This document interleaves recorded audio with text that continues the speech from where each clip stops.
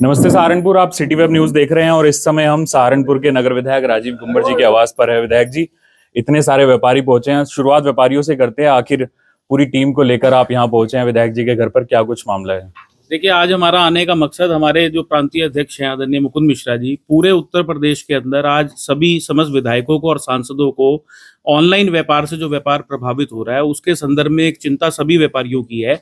उसी संदर्भ में आज ज्ञापन देने के लिए कि ऑनलाइन व्यापार का इतना बढ़ावा अगर सरकार करेगी तो जो मूल व्यापारी है वो समाप्त हो जाएगा। एक विषय तो आज ये था, उसके संदर्भ में हमने ज्ञापन दिया है आदरणीय प्रधानमंत्री नरेंद्र मोदी जी के नाम द्वारा, राजीव गुंबर जी।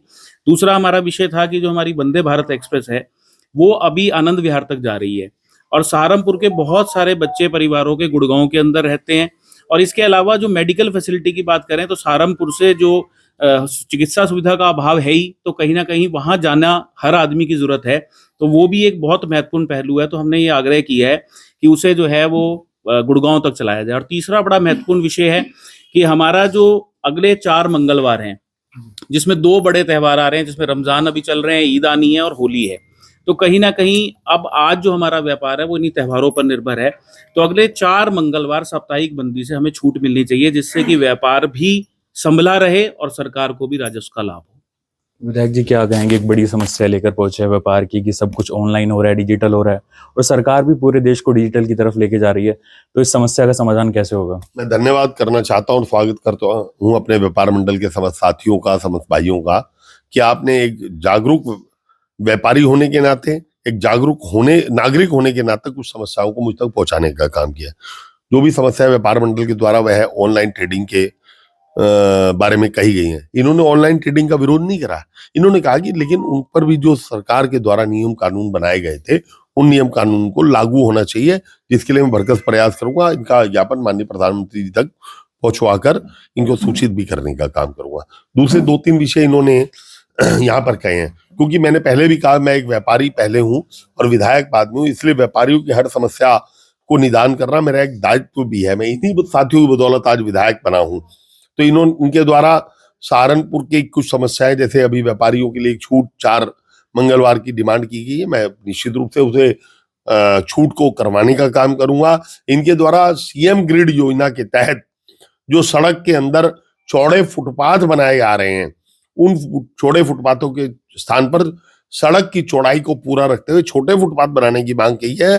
मैं इस बात से सहमत हूं और मैंने अभी माननीय मुख्यमंत्री जी को, माननीय नगर विकास मंत्री जी को और प्रमुख सचिव नगर विकास को इससे पहले अभी विधानसभा सत्र के दौरान इस संबंध में अवगत भी करा दिया। और इस संबंध में मेरी मेयर साहब से और नगर आयुक्त से चर्चा हो गई है कि उस सड़क का उद्घाटन तभी किया जाएगा जब उसमें कुछ ना कुछ संशोधन अभी सरकार लाने जा रही है सीएम ग्रिड योजना में, पहले वो संशोधन होने दिए जाए। इन्होंने हवाई अड्डे पर हवाई जहाज चलाने की मांग की, इस पर मैं स्वयं भी बहुत चिंतित हूँ। बस अड्डे की बात की, मैंने आश्वासन दिया है कि बस अड्डे का टेंडर, क्योंकि उसका संस्था नामित हो चुकी है, उसका टेंडर निकल चुका है, 1 महीने के अंदर उसके टेंडर की प्रक्रिया पूरी हो जाएगी। 1-1.5 महीने के अंदर उसे जल्दी से जल्दी बनवाते हुए, वर्तमान में क्योंकि नगर निगम के द्वारा एक सड़क हम लोगों ने एक बस अड्डे के लिए एक जगह शुगर मिल पर चिन्हित करी है, तो जो अभी सड़क पर खड़ी बसें हैं उसमें से अधिकांशतः बसें हम बहुत जल्दी उसमें इसी माह के अंदर स्थानांतरित कर देंगे। इसी प्रकार से वंदे भारत ट्रेन को इनके द्वारा गुरुग्राम तक चलाने की मांग की गई है। वो निश्चित रूप से ठीक मांग है, क्योंकि अभी तक वंदे भारत आनंद विहार तक जाती है और वहां पर उस पर पर्याप्त समय है कि उस ट्रेन को हम आगे गुरुग्राम क्या मथुरा तक भी ले जा सकते हैं। तो मेरा प्रयास रहेगा कि गुरुग्राम होते हुए मथुरा तक वो ट्रेन जाने का काम करे। इस प्रकार से जितनी भी समस्याएं मेरे साथी, मेरे व्यापारी भाई मुझ तक लेकर आए, मैं समस्त समस्याओं के निराकरण के लिए पुरजोर प्रयास करूंगा और इनकी समस्त मांग को पूरा करवाने का काम करूंगा। वरिष्ठ व्यापारी नेता सुरेंद्र मोहन चावला जी भी है, कैसे देखते हैं आज की मीटिंग को? ठीक से संपन्न हो गई, सारी बातें रख दी आपने? हमने अपनी बात विधायक जी से रखी। विधायक जी बाद में हैं, हमारे पहले व्यापारी हैं। ये बात इन्होंने विधानसभा में भी कही है, तो व्यापारी का दर्द व्यापारी जानता है। अभी फुटपाथ का मामला है, वो खुद जानते हैं कि जब व्यक्ति स्कूटर या कार लेके सड़क पर चलता है तो फुटपाथ से कितनी दिक्कत आ रही है।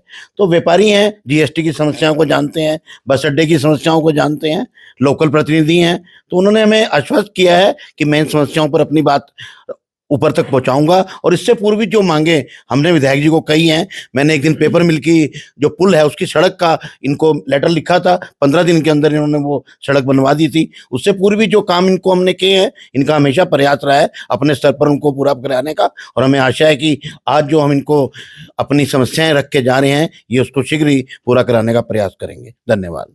पूरा देश एआई की तरफ बढ़ रहा है और डिजिटल की बातें हो रही है, तो क्या आप लोग व्यापारी लोग भी डिजिटल की तरफ मूव करेंगे, अपने बिजनेस को ऑनलाइन लेकर आएंगे?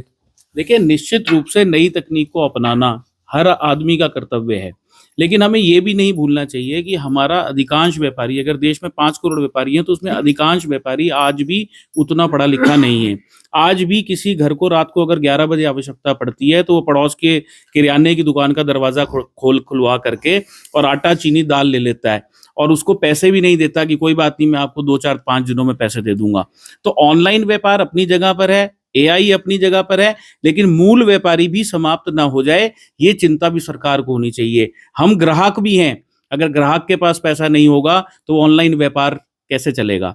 तो कहीं ना कहीं जो नियम सरकार की तरफ से एक आम व्यापारी के ऊपर सख्ती से पालन किए जाते हैं, कहीं ना कहीं जब हम ऑनलाइन की बात करते हैं तो वहां कुछ अनदेखी होती है और सरकार द्वारा प्रोत्साहन इस समय एक तरफा ऑनलाइन व्यापार को किया जा रहा है।